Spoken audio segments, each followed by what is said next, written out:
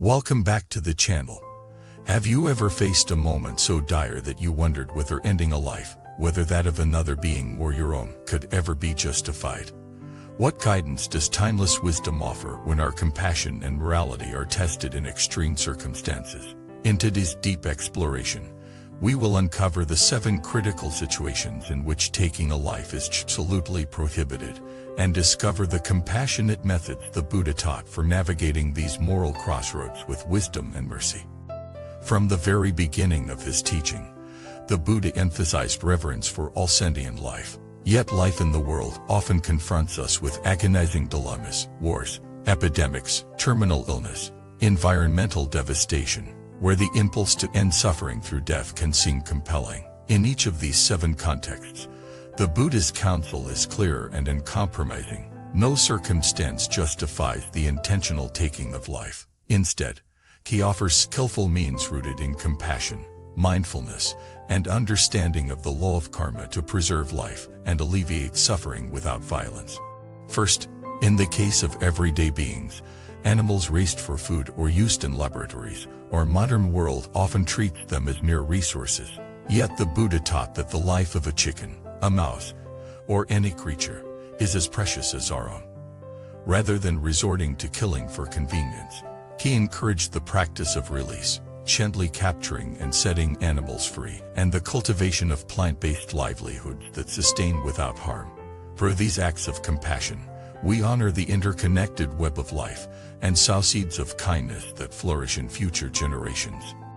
Second, when it comes to self-harm or suicide, the Buddha was adamant that taking one's own life only deepens suffering and creates further obstacles in the karmic journey.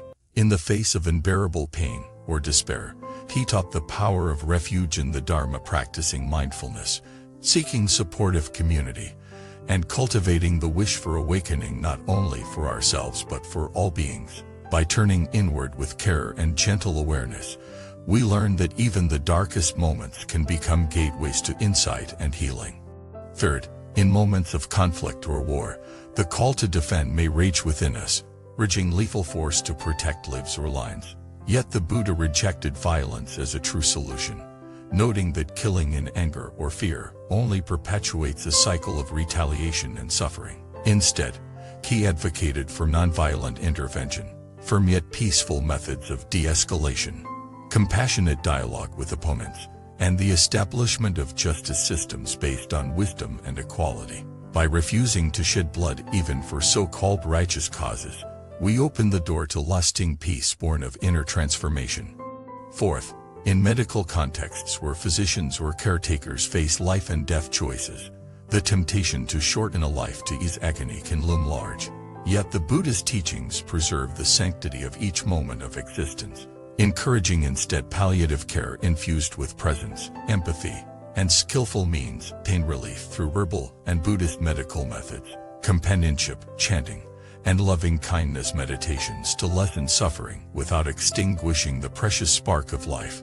Fifth, when confronted with ecological collapse, species on the brink, forests felled, oceans poisoned, some may propose drastic culling of invasive species or radical geogniture solutions. The Buddha's path calls us instead to embrace the principle of non-harm, restorative ecology through rewilding, community-based conservation, and the nurturing of bioregional interdependence. By respecting each life in the ecosystem, we cultivate balance and prevent the tragedy of extinguishing whole realms of being in pursuit of short-term gains. Sixth, in cases of capital punishment and legal retribution, societies have long sanctioned death as the ultimate penalty. But the Buddha taught that no human institution can claim the moral high ground to end a life. Instead, he urged the development of transformative justice, imprisonment only as last resort, rehabilitation through Dharma-based programs, and heartfelt reconciliation between offender and victim. Through restorative practices, the healing of wounds becomes possible without adding new ones.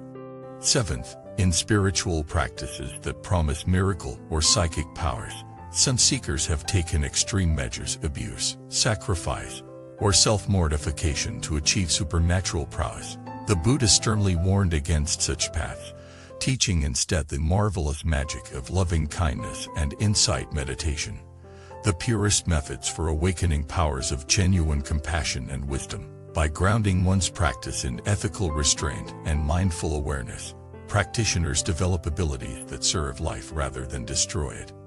Across each of these 7 domains, the common thread is the Buddha's unwavering commitment to non-harm, and his faith in compassion as the highest form of strength. He offered practical, heart-centered methods, mindful release of harmed beings, refuge in community and practice for those in despair, nonviolent resistance in conflict, compassionate caregiving in illness, restorative ecology for the earth, transformative justice in law, and pure ethical cultivation in spirituality.